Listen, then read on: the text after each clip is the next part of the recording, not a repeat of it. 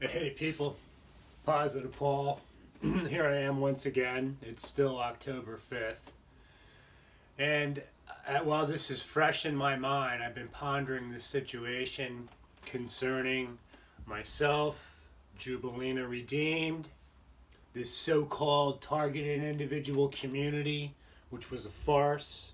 But let's just say everybody on social media that has claimed to be at the receiving end of some type of harassment via the military industrial satanic complex, which is the proper terminology.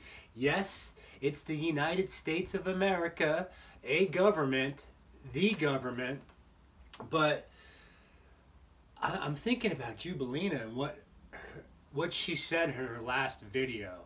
And how could this possibly be concerning her personal information that she shared? I mean, this is too much.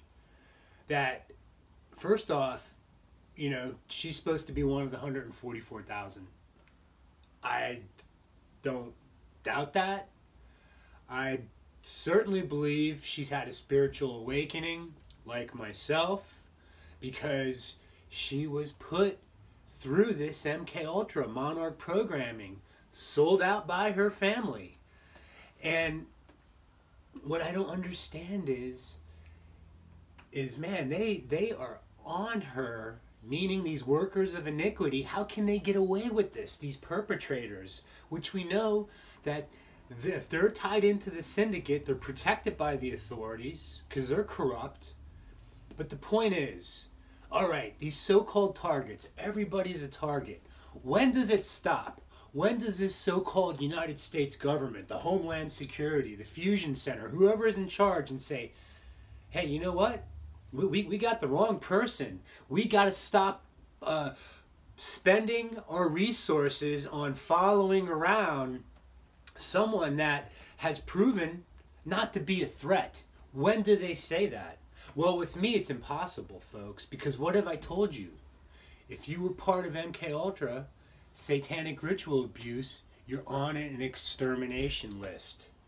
They only take a rest.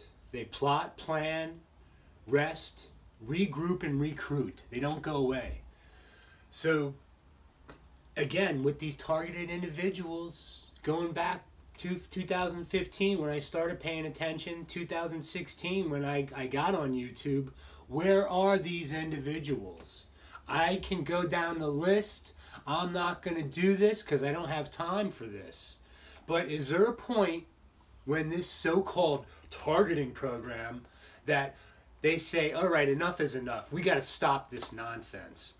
Now, let's say I wanted to go back up to the San Diego VA hospital up there off of La Jolla Village Drive, where they tried to cover up these implants, make me look bad, make my disability claim get denied.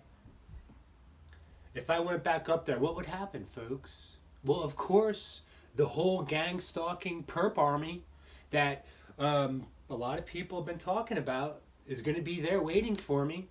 I could have my phone ready. All right, you know, I mean, these perps know I am the perp paparazzi. The paparazzi are the perps. How's that sound? Because look, I'm in Mexico. These Mexican stalkers, I have dozens of pictures of people covering their faces while they're driving, no less, too. Wow.